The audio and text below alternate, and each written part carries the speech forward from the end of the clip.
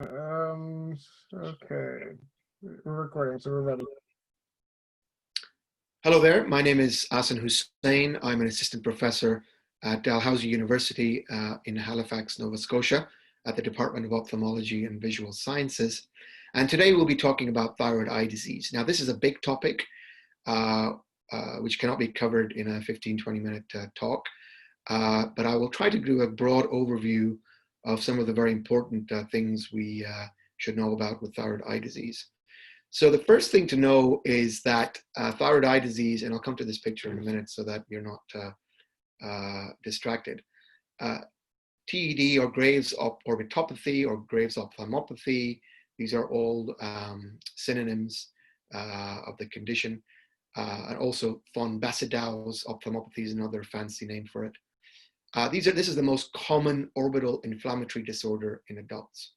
So if you see a patient with an orbital presentation, such as with proptosis, which is the commonest, or eyelid retraction, thyroid eye disease should be number one differential. It is the commonest cause both in unilateral and bilateral cases.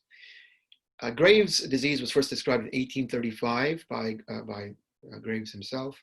It is a variable disorder presenting with a spectrum of clinical presentations, which can result in initial misdiagnosis. And I have had patients referred for ptosis where they had actually upper eyelid retraction and underlying thyroid eye disease. The reason it's important is because this is potentially a sight-threatening disease. Patients can lose their vision, mainly through keratopathy and optic neuropathy. So very important to know about and co-manage with your colleagues. What is the underlying cause of this condition? Well, we now know that the main cell involved is the fibroblast, and the IGF-1 receptor is really critical. And this is important to talk about because teprotumumab is now an immunotherapy, which has very recently been approved by the FDA and has shown remarkable results in the management of mainly proptosis, occurring in thyroid eye disease patients. And it has its own place in how we will use that drug. But traditionally, we have some excellent ways of managing the condition. So what you should know is that the fibroblast then differentiates into the adipocyte or myofibroblast, and that results in your spectrum of different changes that you can get in the disease presentation. So this is the cell that we focus on with teprotumumab, and this is the outcome with the differentiation. So patients can present with, let's say, fat predominant disease, where the fat compartment has increased greatly, or they can have mainly extraocular muscle changes, or they can present with both changes together. So this is one patient who I saw during my fellowship. You can see the sort of classical findings of fulminant orbitopathy, right worse than left proptosis, upper and lower lid retraction. Because of the exposure mainly, she has conjunctival edema, chemosis, and inflammation. She has some caruncular edema, which is important to look for. She has lid swelling, particularly the upper eyelids. And she also has a degree of hypoglobus on the right side. She's dilated, of course, for a fundal examination. This lady is in OR, as you can see from her head attire, going in for a decompression. So these are important signs and symptoms, signs to be aware of. The patient themselves may present with symptoms such as, of course, the change in their appearance, which is very psychologically distressing for many patients and worth touching on with them.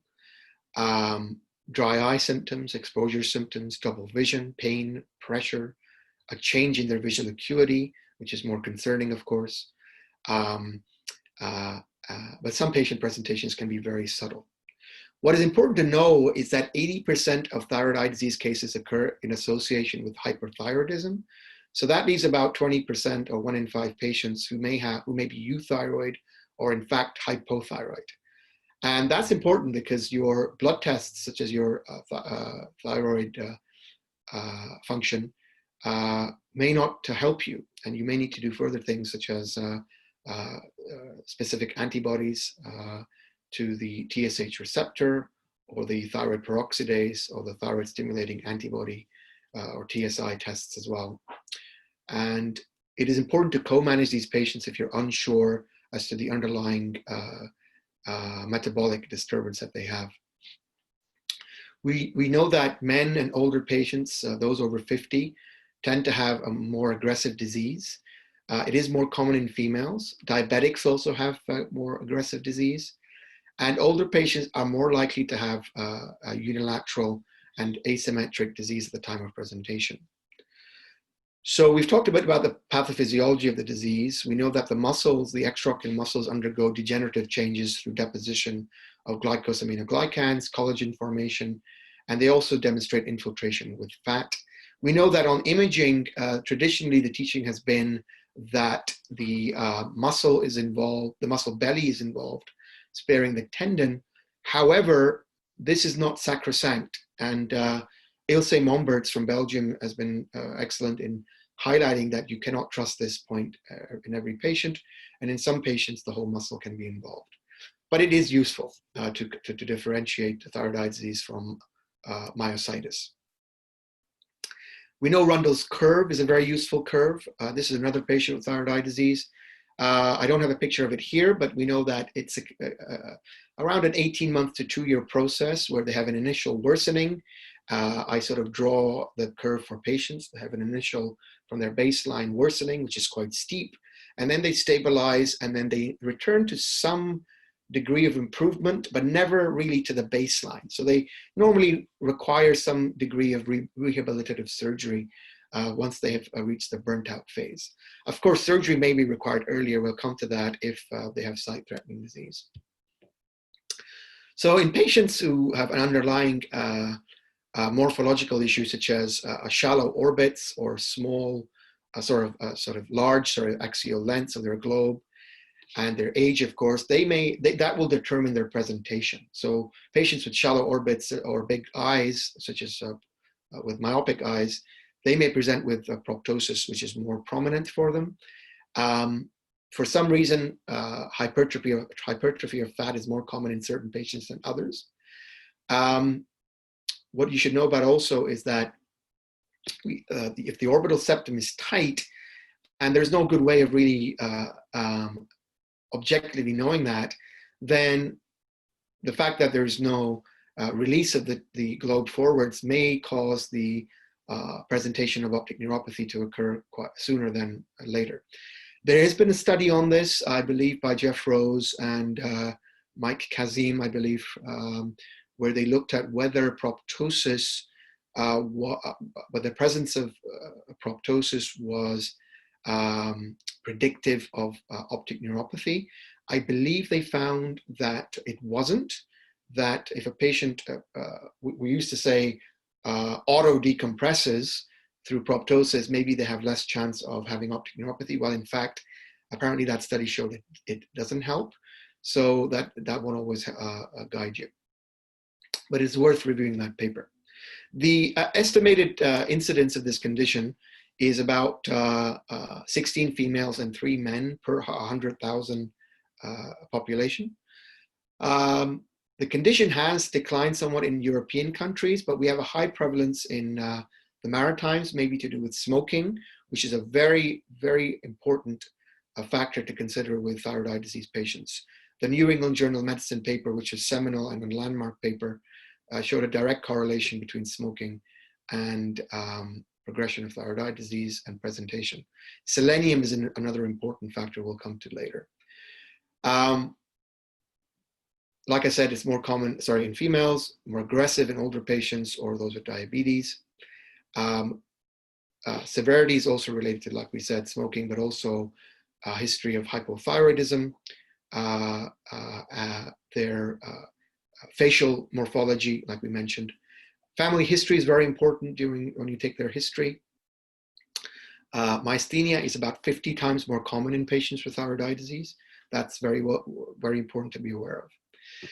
The patients who develop thyroid eye disease can really present in two main types.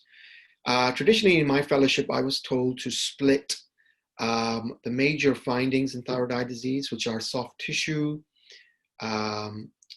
muscle, corneal or keratopathy, and optic neuropathy, into mild, moderate, and severe. And there are various grading scales and staging methods to guide us. Two of those are the Clinical Activity Score and the VISA, which is developed in British Columbia. The VISA is excellent and is very comprehensive. I would suggest you look at that.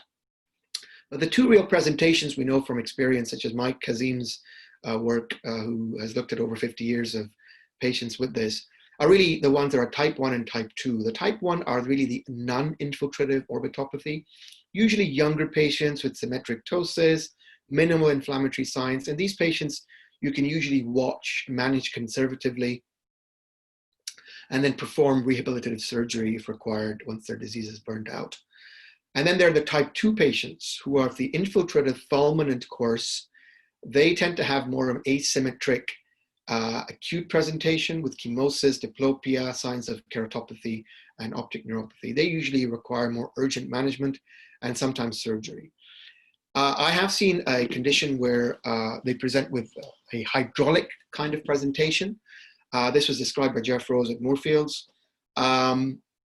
This is due to venous congestion, and I had a patient who early on in my position as assistant professor, he presented with corkscrew vessels on his conjunctiva. And the differential there, especially with his raised IOP and method of presentation, was an underlying CCF. Fortunately, he didn't have one, but that's something to be aware of. So the physical signs, we touched on this briefly, such as the patients I showed you. Proptosis, eyelid retraction, eyelid lag, leg ophthalmos, periorbital edema, conjunctival caruncular edema, eyelid erythema, beg your pardon, injection of the vessels over the horizontal recti mainly, limitation of motility, of course, exposure keratopathy, superior limbic keratoconjunctivitis, very important to look for. Lift the upper lid and look at that region. Check the optic disc, check, of course, the visual acuity, color of vision, visual fields, and look at the nerve itself. Raised intraocular pressure, and particularly on upgaze, has been described. Not very helpful for management, but that's worth being aware of. Choroidal folds, globe subluxation, which I have some patients describe that, and they also get a concomitant lacrimal gland enlargement. And I'm going to move on to really, for time's sake, to management, because really I want to touch upon that before we finish. So, this is an excellent flowchart described by Peter Dolman from British Columbia. So, early on when you're looking at these patients, you decide if they have the type 1 or type 2 disease that you're looking at. And then you assess and observe them, of course, through your grading and grading systems like we talked about, with their blood markers. Involve the endocrinologist if required. Talk about then if they smoke, they must stop smoking. Warn them that they are looking at a potentially blinding disease and they have to stop smoking. Put them on selenium. I believe the dose is 100 micrograms BID. That is the dose I recommend for patients. I always give them a leaflet, which you recently created for thyroid eye disease. Ask them to implement topical treatment for their eyes to keep them comfortable, have a humidifier in their room, be head up in bed, use ice water compresses. That can also help. Singular has been used to control mast cell mediated edema. You then may need to consider corticosteroids, which are usually in the IV form for sight-threatening disease. And well, there are two protocols. There's the UGOGO protocol, which splits them into steroids for either severe disease or optic neuropathy disease. And the dosages are different in terms of what you give them initially. Radiotherapy is an important management tool. And then there are other agents, immunotherapies like rituximab, tocilizumab, which is Actimera, and now recently we talked about teprotumumab for mainly for unresponsive and aggressive disease. And then we, you can talk about on the other side of the flowchart, patients who do not respond to these management or who need more urgent intervention, may need decompression. There's various methods, there's various walls you can do. That's another talk. You always do it in the order of decompression, strabismus repair, then lid surgery. And the reason is because each surgery that follows affects, each preceding surgery affects the next. So if you were to do strabismus surgery on a patient and then do a decompression, you will offset their result and potentially require them to have a repeat strab operation. These patients, depending on their type of disease, need a long-term follow-up, at least until they've burnt the disease out and have reached a good level of functioning with a good functional and, I would say, cosmetic outcome, which is just as important for these patients. So all in all, manage these patients in clinic with your orthoptists and also with your endocrinologists. Do a comprehensive exam. They do take longer to consult and manage, but they are very interesting. There are various tools available to you to help manage these patients.